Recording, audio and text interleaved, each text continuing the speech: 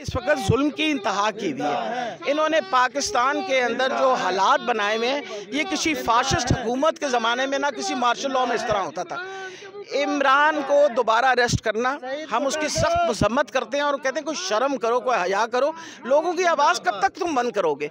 आप जर्नलिस्ट के ऊपर इस तरह के जुल्म करेंगे तो मैं तो उम्मीद रखती हूँ कि सारे जर्नलिस्ट को खड़ा होना चाहिए। आज अगर इमरान रियाज की बारी है तो कल किसी और की बारी आ जाएगी। इसका मतलब आप कोई लफ्ज़ नहीं बोल सकते, आप कोई ओपिनियन नहीं दे सकते। क्यों नहीं ओपिनियन दे सकते? हम आखिर अपने आप को कहते हैं हम आज़ाद कौम हैं और इधर डेमोक्रेसी है। कौन सी डेमोक्रेसी की बात कर रहे हैं? अगर आप बात मुंह से निकालें और आपको पकड़ा जाए, उठाया जाए, मैं सख्त मजम्मत करती हूँ और मैं उम्मीद रखती हूँ कि उनको जल्द से जल्द बेल मिल के वो आ जाएँ बाहर। बोल न्यूज़ जो है सहाफ़त में एक बड़ा मुस्बत किरदार अदा कर रहा है।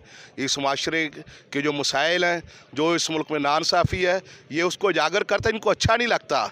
मैं बोल न्यूज़ के ख़िलाफ़ जो इनकी ज़ालमाना कार्रवाइयाँ हैं उनकी भी मज़म्मत करता हूँ। इमरान रियाज की गिरफ़्तारी की भी मज़म्मत करता हूँ। शेख रशीद की गिरफ़्तारी की भी मज़म्मत करता हूँ। मैं समझता हूँ कि जो भी पॉलिटिकल लोग हैं उनको आज़ादी से अपने ज़हारे राय की आज़ादी होनी चाहिए। ये जो चैनल्स हैं, ये हमारे चैनल्स हैं, ये हमारे माशरे की अक्कासी करते हैं। अगर इनको इतना बुरे लगते हैं तो आइन और कानून के पाबंद हो जाएं और आइन और कानून के तहत हर काम करें।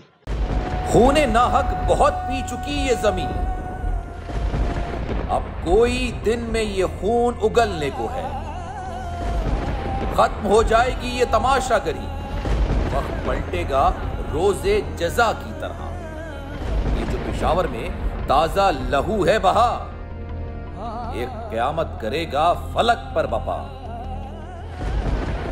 गम की सलमनाक घड़ी में बोल सान्हे पेशावर में शहीद होने वालों के लवाहिकीन के साथ है।